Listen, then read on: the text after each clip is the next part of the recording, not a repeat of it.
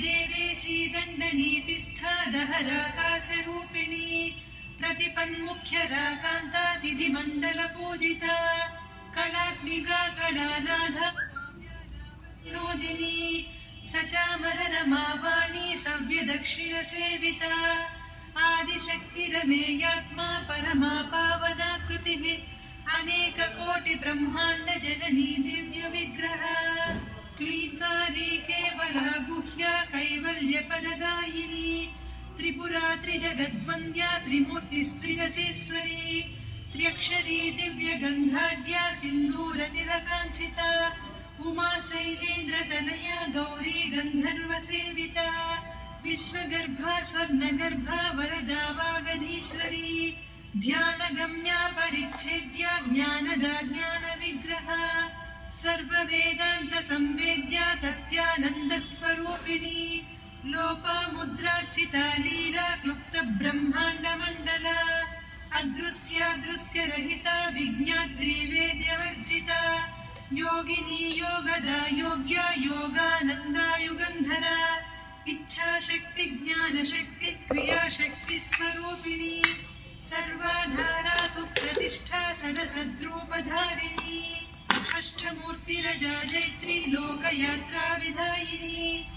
एकाकिनी भूमरूपा निर्द्वैता द्वैतवर्जिता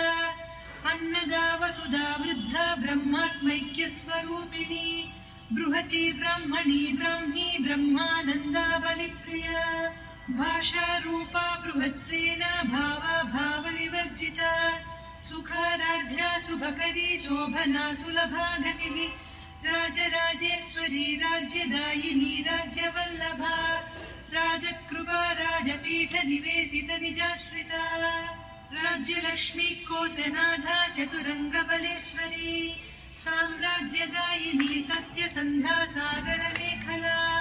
दीक्षिता दैत्यशमनी सर्वलोकवशङ्करी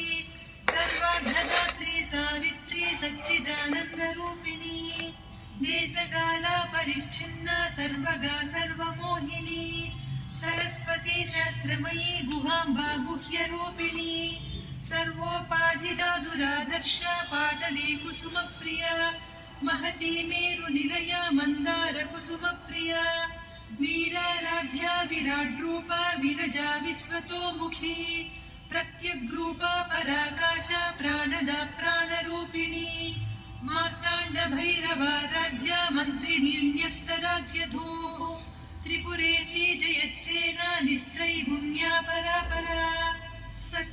सत्यज्ञानानन्दरूपा सामरस्य परायणा कपर्दिनी कलामाला कामधुक्कामरूपिणी कलानिधिः काव्यकला रसज्ञा रससेव